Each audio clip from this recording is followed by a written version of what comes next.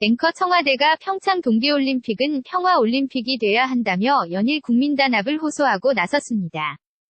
야권 일각에서 평양올림픽이라는 비난이 제기되고 남북 단일팀 결성 등을 둘러싸고 비판 여론이 일자 적극적인 대응에 나선 겁니다. 정하연 기자가 보도합니다.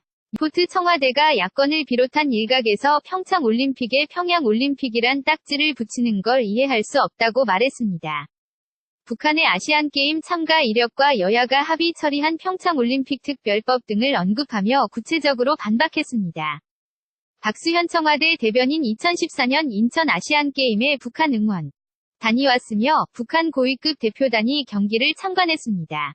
하지만 그 누구도 평양 아시안게임이라고 부르지 않았습니다.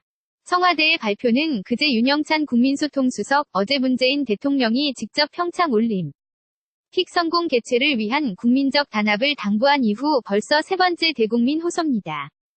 여자 아이스하키 남북단일팀 구선과 한반도기 공동입장을 둘러싸고 보수층을 넘어 20, 30대에서까지 부정적 여론이 적지 않은 상황에서 논란을 불식시키고 남북대화 지지 분위기를 조성하기 위한 걸로 보입니다.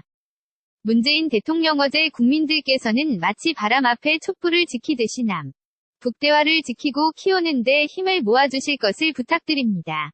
문 대통령은 여당 원내대표단과의 회동에서 과거 큰 국가적 행사가 있을 때 초당적 협력이 있었는데 요즘은 그렇지 못한 것 같아 안타깝다고 말했다고 참석자들은 전했습니다. 자유한국당은 청와대에 거듭된 대국민 호소는 야당과 국민을 상대로 한 정치 공세라면서 평창 올림픽이 왜 평양올림픽 논란에 휩싸였는지 냉정하게 반성부터 해야 한다고 말했습니다. KBS 뉴스 정하연입니다. 앵커 청와대가 평창 동계올림픽은 평화올림픽이 돼야 한다며 연일 국민단합을 호소하고 나섰습니다. 야권 일각에서 평양올림픽이라는 비난이 제기되고 남북 단일팀 결성 등을 둘러싸고 비판 여론이 일자 적극적인 대응에 나선 겁니다. 정하연 기자가 보도합니다. 리포트 청와대가 야권을 비롯한 일각에서 평창올림픽에 평양올림픽이란 딱지를 붙이는 걸 이해할 수 없다고 말했습니다. 북한의 아시안게임 참가 이력과 여야가 합의 처리한 평창올림픽 특별법 등을 언급하며 구체적으로 반박했습니다.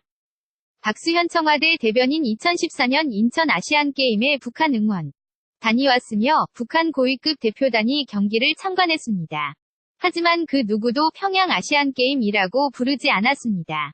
청와대의 발표는 그제 윤영찬 국민소통수석, 어제 문재인 대통령이 직접 평창올림픽 성공 개최를 위한 국민적 단합을 당부한 이후 벌써 세 번째 대국민 호소입니다.